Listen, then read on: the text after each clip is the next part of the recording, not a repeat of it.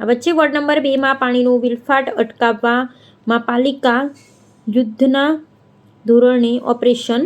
થરાદ નગરપાલિકા વિસ્તારના ward number 2માં આવેલી પીએમ શ્રીમતી વીમ પરીખ પ્રાથમિક શાળા નંબર 2ની નજીકથી પસાર થતી મુખ્ય પાણીની પાઇપલાઇનમાં એક મોટું ભંગાણ સર્જાયું હોવાની ઘટના સામે આવી હતી, જેમાં છેલ્લા કેટલાક સમયથી આ પાઇપલાઇનમાં સતત લીકેજ હોવાને કારણે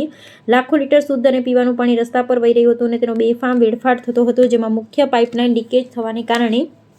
પાણીનો પ્રવાહ સીધો જ મુખ્ય માર્ગ પર આવી રહ્યો હતો, જેના લીધે રોડ પર પાણીનો ખાબોચિયા ભરાઈ ગયા હતા અને આ પરિસ્થિતિને કારણે ત્યાંથી પસાર થતા વાહન ચાલકો સ્થાનિક રહીશોને ભારે હાલાકીનો સામનો કરવો પડી રહ્યો હતો અને આ બાબતમાં સૌથી ચિંતાજનક બાબત એ હતી કે લાંબા સમયથી રસ્તાની વચ્ચોવચ્ચ પાણી ભરાઈ રહેવાને કારણે ડામર રોડનું ધોવાણ થઈ રહ્યું હતું, જેમાં પાણી સતત જમીનમાં ઉતરવાને કારણે રોડ અંદરથી બેસી જવાની તેમજ કોઈ મોટી જાનહાનિ કે દુર્ઘટના સર્જાવાની પૂરેપૂરી ભીતિ સેવાઈ રહી હતી અને આ ગંભીર સમસ્યા અંગે અમારા વાવથરા જિલ્લાના પ્રતિનિધિ કેયુમભાઈ ચૌહાણ દ્વારા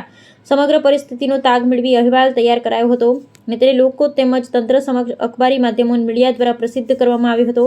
અને મીડિયામાં અહેવાલ વહેતો થતાં જ થરાદ નગરપાલિકાનું વહીવટી તંત્ર તાબડતોબ એક્શન મોડમાં આવ્યું હતું, જેમાં અહેવાલ પ્રસિદ્ધ થયાના ટૂંક દિવસોમાં થરાદ નગરપાલિકા પાણી પુરવઠા વિભાગના ઉદેશી બાપુ પોતાની ટેકનિકલ ટીમ સાથે તાત્કાલિક ઘટના સ્થળે પહોંચી આવ્યા હતા અને તેમણે સમય સૂચકતા વાપરી જેસીબી મશીન દ્વારા ડામર રોડનું ખોદકામ કરાવી લીકેજવાળી મુખ્ય પાઇપલાઇન સુધી પહોંચી ભારે જહેમત બાદ રિપેરિંગની કામગીરી પૂર્ણ કરવામાં આવી, જેમાં થરાદ નગરપાલિકા દ્વારા સમયસર અને સંતોષકારક રીતે આ મેઇન પાણીની લાઇનનું સમારકામ પૂર્ણ કરી દેવામાં આવતા સ્થાનિક જનતાએ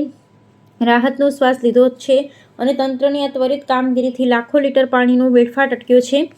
લોકોને મુશ્કેલીમાંથી મુક્તિ મળી છે, જેને લઈ સ્થાનિક રહીશોએ મીડિયા અને નગરપાલિકા તંત્રનો આભાર વ્યક્ત કર્યો હતો। આ તસવીરની સાથે કેયુમભાઈ ચૌહાણ, વાવથરા જિલ્લા બ્યુરો ચીફ।